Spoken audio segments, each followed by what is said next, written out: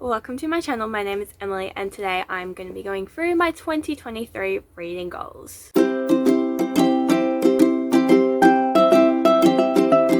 For this year, I'll talk about my reading over the 2022 period in a later video, but pretty much my reading has been pretty good. I currently at the moment have read 78 books as far as I'm aware of, which is pretty decent when I had my goal set for 70 books. So I feel like that was pretty achievable for me, and there is the opportunity to increase my reading goal for next year, so like pick it for like 80 or something like that. But honestly, I think I would rather just leave it at 70 for the time being, 70 books for next year as well, just because I actually think that 70 for me is a pretty decent amount, and it's not going to be like a lot.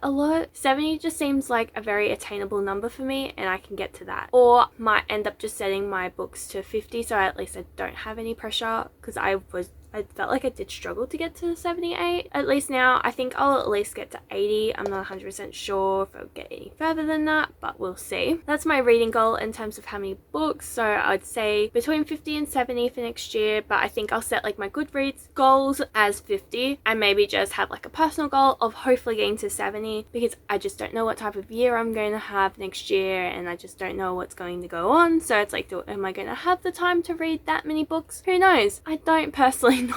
I would love to finish a lot more series next year. I feel like I didn't read that many series this year, or like I am in the process of so many series that I just want to like finish them off. Like I've got 2 books left of The Keeper of the Lost Cities, and it's like I could just finish them, read the 2 books and finish them. It'd be easy. But I think there's like a fair like they're gonna have 10 books in total. I'm not 100% sure if the 9th book is the last one. I can't remember. So finishing that goal, that series would be amazing. Also finishing The Promised Neverland. I'm only up to book 8, but I've really enjoyed reading manga this year, and I would love to push myself to read more manga next year. So I definitely want to finish reading The Promised Neverland, as well as keeping up with Spy X Family. I only read the first one, but I actually really enjoyed it, so fingers crossed I will enjoy the rest. So there's that book. I do want to not buy as many books next year and try and focus on books I'm actually going to enjoy and will actually read. I feel like I splurged a lot when it came to books, and I really want to tone that down, and because there's not a lot of room in this library. I will give a tour one day. I'm not sure when that one day will be, but one day I will give a tour. But at the moment we have books in this room, we have books in another room, as well as piles of books in the garage, because we're trying to figure out where everything goes in this room. It is chaotic, to say the least. I also want to get a lot further through the Skullduggery Pleasant series. I am currently up to number 7, so after I read Book Lovers by Emily Henry, I will then go on to Kingdom of the Wicked, which I'm pretty sure is book number 7 of Skullduggery, and there's like 13 books, so I'd love to get a little bit more further in the series, so I'm hoping for that. And another thing too I really would love to focus on when it comes to reading next year is actually paying attention to my body, and when it comes to the books I'm reading. So sometimes, I don't know if this is a lot of people, but sometimes when you read a book and it can really get you in a state, and I feel like at the moment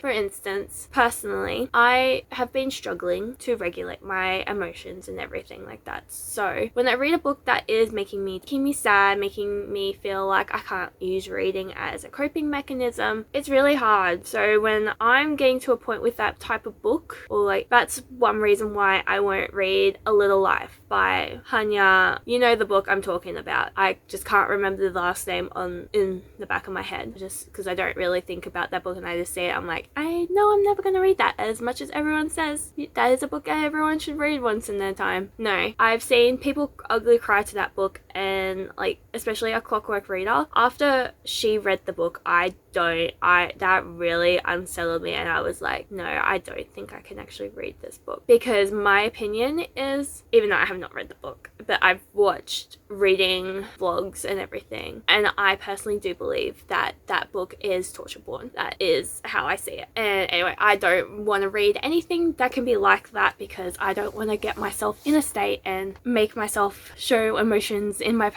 actual life, and not, focusing in this escapism, which is is what I use reading mainly for. But yeah, when I notice these things in my reading, I need to DNF.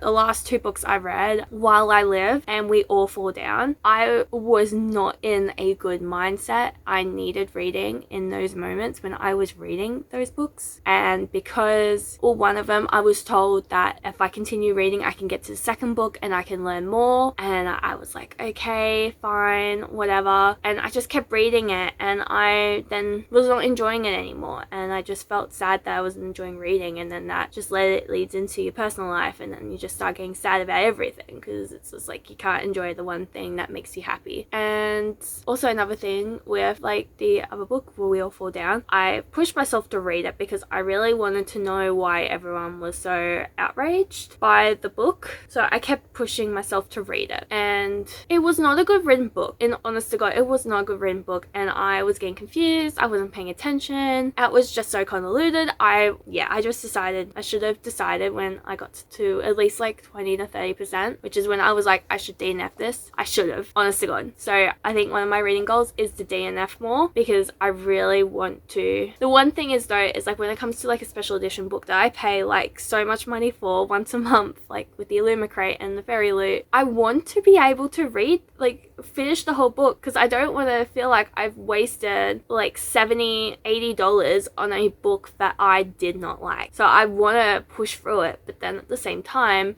yeah, anyway, that is a bit of a rant. I'm sorry. I want to read more romance. Honestly, I want to buy and read more romance because every time I've read romance this year, I've absolutely loved it. I've had such a good time, but I don't know if it's just because I haven't read that much romance, so then every time I take away from like not reading fantasy or sci-fi or something like that, I can just read romance and it just takes me away from all that complex plot storytelling that I can just read romance. But I really want to read more romance. As well as Australian authors, I want to actually read more Australian authors than what I have done in the past, because I feel like Australian authors have so much potential, and a lot of books that I have read that have been by Australian authors I have absolutely loved and will recommend to anyone. I also want to read a few more, like a couple of like classics, because I don't read classics, but I want to understand where like some stories like come from and like their place in history. Like I don't want to feel like I'm missing out on that history, like if that makes sense. And I think the main thing honestly with reading this year, next year, is to actually have more fun with reading and not feel pressured whatsoever to read, because sometimes I feel like I put a pressure on myself that it's not good. Like sometimes I will go out of my own way just to read, just so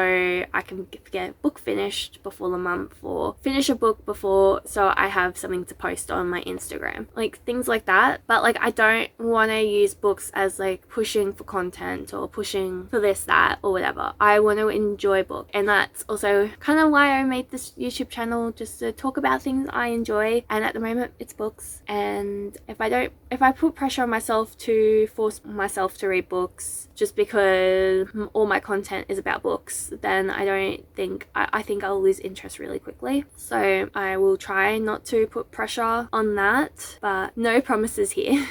So I need to not put pressure on myself to also read the best books, because I feel like in some regard that's what I did this year, and I didn't have a lot of 5-star rated books. If you actually look at all my ratings, I didn't get many 5 stars, and that's kind of bugged me a little because I would love to read more favorites. But I'm hoping 2023 will be the year of favorites, and with hopefully DNFing things a little bit more frequently, then hopefully I can read more. And also, just gonna put this out here just to, you know, shuffle feathers, I suppose. DNFing a book also should count as reading a book, because you put time and effort into reading that book. And even if you got 10% of the way, 20% of the way, like you still put effort and time into this book, and it should count as reading a book. And that's what I do. It could be cheating as far as what you think, but at the same time, like if you DNF a, let's say like 1,000-page book, and I I DNF it at 20%, that's 200 pages. That's